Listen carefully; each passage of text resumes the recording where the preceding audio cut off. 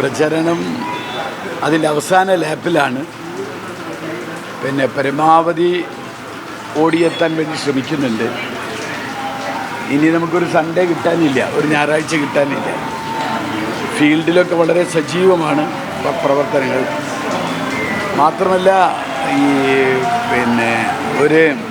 ഈ കുടുംബ സംഗമങ്ങളൊക്കെ ഒരു കാലത്തുമില്ലാത്ത രൂപത്തിലുള്ള ആൾക്കൂട്ടമാണ് വരുന്നത്.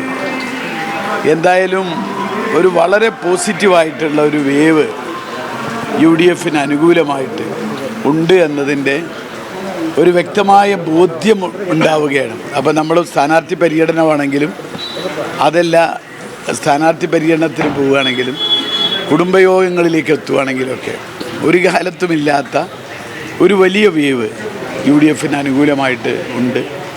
പരമാവധി ഇന്നത്തെ സൺഡേ ഉപയോഗപ്പെടുത്താനാണ്. ഇന്ന് ഉച്ചയ്ക്ക് ശേഷം പ്രിയങ്ക ഗാന്ധി ഉണ്ട്. ഉച്ചയ്ക്ക് ശേഷം പ്രിയങ്ക ഗാന്ധിയുടെ കൂടിയായിരിക്കും. ഉച്ചയ്ക്ക് മുൻപുള്ള ഈ സമയം നിലമ്പൂർ മുനിസിപ്പാലിറ്റി സ്ഥാനാർത്ഥി പര്യടനത്തിന് വേണ്ടിയാണ് ഉപയോഗിക്കുന്നത്.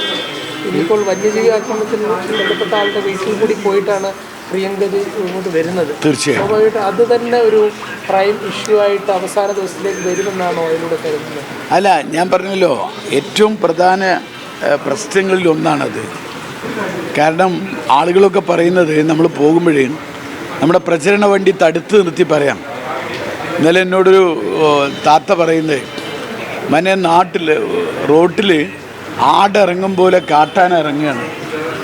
അയൽവക്കത്തെ വീട്ടിൽ നിന്ന് പൂച്ച വരും പോലെയാണ് പുലിയും കടുവയും വരുന്നതിനെക്കുറിച്ച് ഞങ്ങൾ പരാതി പറഞ്ഞാൽ ഫോറസ്റ്റ് ഡിപ്പാർട്ട്മെൻറ്റ് നമ്മളോട് പറയുന്നത്. ഇതിനൊരു പരിഹാരം നിങ്ങൾ ഉണ്ടാക്കി തരണം എന്ന് പറഞ്ഞുകൊണ്ടാണ് മലയോര ഗ്രാമങ്ങളിലൊക്കെ ആളുകൾ സംസാരിക്കുന്നത്. മലയോര ഗ്രാമങ്ങളിൽ ഏറ്റവും പ്രധാനമായ പ്രശ്നം അതുതന്നെയാണ്. അതിനൊരു മാത്രമല്ല, ആളുകൾക്കൊരു ബോധ്യമുണ്ട്. കഴിഞ്ഞ കാലത്ത് UDF ഭരണകാലത്ത് ഇത്തരം പ്രശ്നങ്ങളൊക്കെ ഉണ്ട്, പക്ഷെ അന്ന് പ്രശ്നങ്ങൾ പരിഹരിക്കപ്പെട്ടിരുന്നു എന്ന കൃത്യമായ ബോധ്യം ആളുകളിലുണ്ട്. അപ്പോൾ അതുകൊണ്ട് ഈ തെരഞ്ഞെടുപ്പിൽ ഒരു പ്രധാന ചർച്ചാ വിഷയം ഈ പറഞ്ഞ കേരളത്തിലെ 9 വർഷത്തെ പിണറായി വിജയൻ ഗവൺമെൻറ്റിൻ്റെ ചെയ്തു കൂട്ടിയ കാര്യങ്ങൾ ഇന്ന് ജനങ്ങൾ അനുഭവിക്കുന്ന ദുസ്ഥിതി, നിലമ്പൂരിലെ ജനങ്ങൾ അനുഭവിക്കുന്ന അരക്ഷിതബോധം.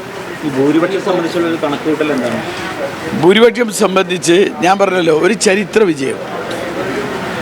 എന്താണോ തൃക്കാക്കര സംഭവിച്ചത്, എന്താണോ പുതുപ്പള്ളി സംഭവിച്ചത്, എന്താണോ പാലക്കാട് സംഭവിച്ചത്, അത് നിലമ്പൂർ ആവർത്തിക്കും.